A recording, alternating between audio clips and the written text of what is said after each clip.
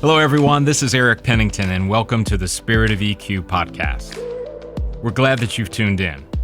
A few things we wanted to tell you at the beginning of the show, and that's this podcast was created to be a tool to help you, primarily to discover and grow your EQ. Science and our own lived experiences confirm that the better we are at managing our emotions, the better we're going to be at making decisions, which leads to a better life. And that's something we all want. We're glad that you've taken out the time today to listen and hope that something that you hear will lead to a breakthrough. Hey, one last thing. We'd really appreciate a review on whichever platform you use to listen. And if you want to, leave some comments about what you heard today, as well as follow and subscribe. That way you won't miss a single episode as we continue this journey.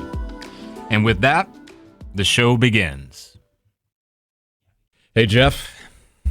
Hi, Eric. What's up? Well, I know what's up today. Yeah, what is up today, Eric? It's called Tax Day, right?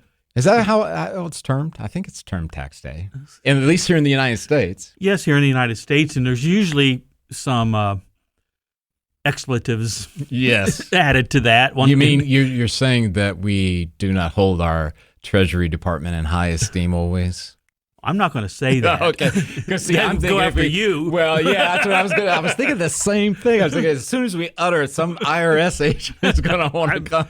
I love you guys. Yes, I think they are the best people on the planet. But yes, this is the deadline for our income tax. All right, so you mentioned this offline, emotional taxation. So I want you to unwrap that with a little bit of definitions, and maybe we'll use the dictionary.com definition, whatever. Okay. So let's define, what is tax? Well, there's the obvious monetary tax on whatever. There's a billion of those out there. Right. But tax is used in another way too. A burdensome change, obligation, duty, or demand. Okay. And then some synonyms for that are burden, encumber, weigh down, overload. It's a whole different concept, which financially that's what taxes do to you, but we're talking in a different aspect of how do we tax our emotions? So when you mention that, I think of, wow, there could be things that happen in our lives that we didn't expect that maybe are challenging to us, maybe from a health standpoint or maybe a relationship standpoint. Is that kind of where you're going? I know it's probably not exclusive to that, but could that be part of it? Yeah, there's just a bunch of things. You mentioned a couple of them. Work, relationships. Worry, worrying, and I think I put down envy, but keeping up with the Joneses is maybe a better way to put that. I'm not happy with my status in life. Right. They have it much better than me, and I wish I had what they had. Well, you think they have it much better than you. Which is a very, very ironic point, because I was thinking about that earlier today, about how we create these stories in our head that so many people outside of our eyeballs supposedly have it so much better than we do. And I'm not saying these things are unimportant. Right, sure. I mean, you do need to address an issue, but there's a difference between addressing an issue and worrying about it. So let's stay on worry for a moment. Okay. If that is a form of tax, and I like the imagery of that, because when we think of paying a monetary tax, it's you go to buy new clothes and you got the gross amount, and then the county or the state or whatever jurisdiction adds another 5% or 7% on top of that, right? Right. So when I think about worry, I think of it in context of, okay, you got the news. The news is maybe the company is planning on reducing workforce. It's just a general statement, right? You don't know that it applies to your work group. You don't know if it applies to your division or whatever, but you start to develop a story that what if it is the area I work in, and what if I lose my job, and then if I'm not able to pay my bills, and you see where that spiral that turns into the worry. When is it going to happen? I wonder how is it? When are they going to tell us? And it's just something that feels like a tax. Yeah, it's taking away emotional energy, spiritual energy, physical energy. Right. It's taking away from all those things. I like to go back to something that I'll never forget my dad saying about something that is there, but you can't do anything about it. He goes, "Don't borrow trouble." Yeah, that classic. So the idea of that, I think, also connects into envy. Not so much worry and envy are different, but the envy side of it, again, I think it has to do with the stories that we begin to tell ourselves. Like, for example, so-and-so has a dad who is a millionaire, so he doesn't have to deal with this, and he doesn't have to deal with that, and I always have to deal with this, and I always have to deal with that. Not realizing that maybe that person's dad just declared bankruptcy and is broke. Right. Because there are no news flashes, Jeff, right? No. I mean, no, I've not had it happen where someone just says flat out, "Hey, I just thought everyone should know that so-and-so isn't worth as much as they used to be," or whatever, right? But again, I think about the idea about a tax. It means, okay, there is a base story that maybe that friend's dad is wealthy. That's just a flat, gross thing, as in gross amount. When you begin to envy, you add an extra percentage on top of. Does that make sense? Yeah, without knowing the inside of that person's life. Yep. We're looking at the outside. Yeah. And if you envy that and you strive for that, what is it going to cost you on the inside? I've always thought that envy is appropriate if you could find somebody who has the same DNA as you. I say that would be a worthy thing if you found someone who had the same DNA as you, and then, okay, I'll give you that. Yeah. But let's talk about work for a moment, and that's a huge one because it occupies so much of our lives, especially here in the United States. Talk a little bit about why work can be a tax. Work, well, the things you just mentioned a little bit earlier about rumors of job loss and downsizing and all of that. Yeah, that kind of stuff, or changes at work. We're using a new software, or I might have new people assigned to me, or this, that, reorganization. And the other thing. Instead of looking at it as maybe an opportunity or maybe a healthy challenge. If you go at it with the idea, at least I'm thinking that, okay, there is this challenge at work. Yep. I can handle this. Yeah. Then you go back, and that will help you get rid of the worry part of it, and so you're not getting that extra emotional tax that's taken away from your energy. Yes. And then we have what I would consider the mother, the king of them all, relationships.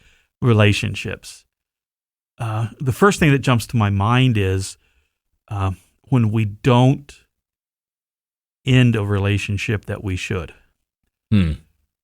Because of, once again, millions of reasons why you would need to do that. Right. Where it's not mutually beneficial in this relationship. Are you speaking romantic, or could it be other things too? It could be romantic. It could be a friend that, you can be friends with somebody, let's say, that have different political opinions. But this friend, your political opinion is different than theirs, but all they talk about is theirs and how bad yours is. Right. Yeah. Okay. Boy, is that ever familiar in the United States. Yes. So that might be the time when you need to go, I need to reevaluate. Because it's a tax on my taxing, emotional health and such. Because I want to keep this relationship. Right. So I'm stuffing down everything that I want to say, all my arguments, because I don't want to start a fight. Yep. And that's not healthy. Yeah. So you might need to either end the relationship, change the relationship. That's just an example. Yeah. So what do you say to the person who has someone maybe in the relationship who is either doesn't have the tools, doesn't have the skill to be able to take ownership of their responsibility for something, meaning legitimately they don't. I'm not saying this to mean that the person has a sort of a learning disability or some other cognitive issue, but it's just they don't have it. They just don't have it. Personally, for me, I would go back to my noble goal of, there's art in everyone. Yep. But also, what's helped me in situations is don't expect what that person can deliver. Expectations. Yes. Yeah. Going in understanding this is how this reaction is going to be. I care deeply about this person. So, yep. And going in it with that way, if there is any taxation on your emotions, it's not very much because you're going in with the idea. Your expectations are at right sized, if you will. Yeah, and I may not be getting anything personally out of the relationship, but you might be providing a vital thing for that other person. So you have to self-examine in all these things. Well, if I may stay on expectations for a moment, and I know we were talking offline about the CEO of NVIDIA. I believe that's how the company's name is pronounced, the AI chip maker. And the CEO, I saw an interview with him where he said one of his greatest concerns about some of the younger parts of the workforce is that their expectations are really not realistic.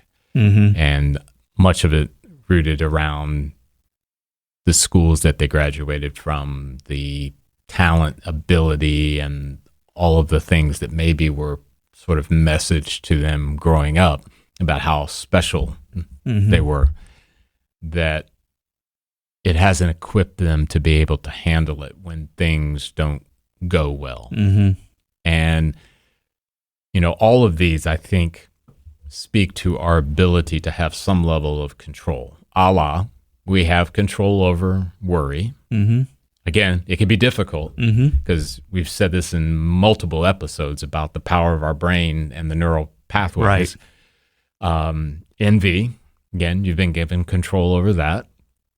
And I would even dare say work. And don't get me wrong, I would imagine there'd be those out there that might say, but wait a minute, I have to work for a living and I have to pay bills. And well, it's not so much of choosing to work or not work. It's about your mindset around the work. Or it could also be you're taxed so much that you need to consider someplace different to work. Right, where maybe the taxation will be less, right? Relationships. We have control over that. You just laid out what I think is brilliant, is this idea of expectations. If you go in with expectations that the person is going to deliver something that they do not have the ability to deliver, that's going to be a big tax, right? I mean, you're just, I hate to say it this way, Jeff, but it's almost like you're asking for it, right? Yeah. Exactly. It's almost like here in our neck of the woods, kind of close to our neck of the woods, it's like those who expect the Cleveland Browns are going to go to the Super Bowl and will win. You might want to reset those expectations a bit and let it be a pleasant surprise if they do. Yes, the expectations could change as the season goes on. That's probably wise. And we'll be back to the episode after this. Jeff, what is the SEQ Development Report? I'm glad you asked me that, Eric. The SEQ Development Report is something that we here at Spirit of EQ have developed to blend the idea of emotional intelligence with a person's spiritual life. And we're not talking about religion, we're talking about how they connect with themselves, other people, and the world around them. Why is it important? I think it's important because it allows someone to see where they stand, to give them information about maybe parts of their life they may need to work on, parts of their life that they're really doing well and learn to leverage it. And it just gives a person a better way of getting through the world. So how do you get this report? Well, first, you need to contact us. Info at Spirit of EQ is just a great way to do it. Then you would take an assessment, 15, 20 minutes, done online. And then after that, the report requires a debrief to go through all the things in it because it's got a ton of information. And then if you want to further your journey, we can do coaching and things like that with you down the road. And that's basically it. Cool. Thanks, Jeff. And now back to the episode. So in light of that, let's talk a little bit about what maybe are some strategies that people can employ. Looking at the things that that are out of our control or that we can't do anything about. You want to speak a little bit about that? Yeah, if you can't, if it's beyond your control, you can approach it two ways. One is to just fret and worry and just let it dominate your life, and I'm not saying you don't address it in some way, but look at it as challenge isn't the right word, but what can I do about it? Does this kind of go back to, and it's escaping me what the process is like. I can see the visual, but the idea of, the know yourself life pursuit is the, what am I feeling, right? The choose yourself is, what are my options? Yeah. And then the give yourself is, what do I truly want? I've taught some clients that exercise of, this literally can be, okay, in this situation, problem or opportunity, what am I feeling? I'm feeling disappointed. Okay. In light of that, what options do you have? And weighing out, well, what could I do? And hopefully you're going to think about what you can do that will bring about a positive outcome. And then the give yourself being, what is it I truly want? Meaning, okay, in the end, in this relationship, I want connection. Or in this work, I want to progress and I want to do things that lead to a better, state. Fill in the blank. Right. I like it. The other three-letter thing we use is the think, feel, act. Think, feel, act. Yeah. Spend some time thinking about it. However that process is for you. You take the time to truly identify what it is that's taxing you. Yeah. Really, dig into that. And then what do you feel? What are some of the emotions? And then you act, and the action may be, okay, I've recognized that I really can't do anything about it. I don't like it. Yeah. But it's not emotionally life-threatening. Yeah. So the action may be right now, nothing. Right. Or if it's bad enough, the action then is change the situation, get out of the relationship or whatever it is. Make some major move. Yeah, make a big move. So in light of that, for our audience, those two examples that we just threw out are just examples. We found them both to be effective. You may have something else that you employ, but I think exercising curiosity and reflection and giving some thought, because I think, Jeff, is that if we don't do that, if we don't slow it down a little bit, we'll run the risk of just continually in that loop. I worry and I keep worrying, and then I'm more worried, and it's very hard to exit out of that loop. So when we talk about what are the things that I can change, well, how does that play out? Once again, you need to spend some time reflecting and recognize the thing. It's just very simple. I can make a difference in this. Sometimes it's a big thing, sometimes it's a little thing. Yep. Like I said, it may be leaving a relationship, or it may be modifying it. Yep. Or once again, like I said, I can't accept that I can't have expectations from this person. Or with work, it's just the same thing. Working through what you can change. I can make this different. We just recorded an episode about health with Quincy Williams. Yep. And so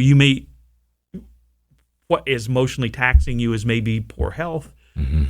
We'll say, I can change that.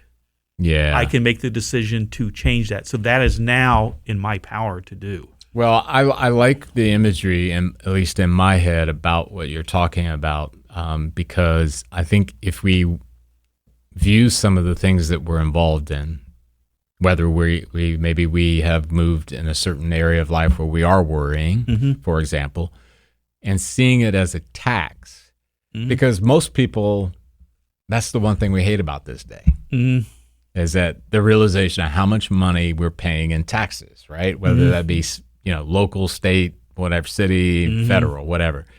But I think, Jeff, would you mind reading a poem that maybe many in our audience have heard it in tremendous times, but I think it connects to the third point about knowing the difference. Well, you can use it as a poem, use it as a prayer. It starts with God, but you don't have to put that in, but I'm just going to read it. And a lot of people might have heard it in different situations. Yep. God, grant me the serenity to accept the things I cannot change, courage to change the things I can, and wisdom to know the difference. I like the courage part because I feel like that's the thing that's it's really, really important. And then equally important is the wisdom to know what I can and what I cannot. Right. So that kind of goes to the conclusion of being able to know the difference between the two that we just talked about the things that we can't do anything about it versus the things that we can change. And I think a great example might be your boss is money focused, bottom line, has been that way for years, and everything he filters or she filters through that. Can you change that? Probably not. Nope. Probably not. That would be their job. That'll be their decision. The things you can change, though, is if that mindset of your boss is too taxing, you can begin to reach out to recruiters and other companies to learn about what they do, and maybe there's a better type of boss for you. And that's where the courage comes in. Yeah. This is great, Jeff. Really like it. I don't like tax day, but you've made it a little easier for me. Thank you. I know this is kind of a short one, I think, but I think it really hits on the mark. It really does. With that, we appreciate you tuning in. We look forward to the next time we're together. Take care.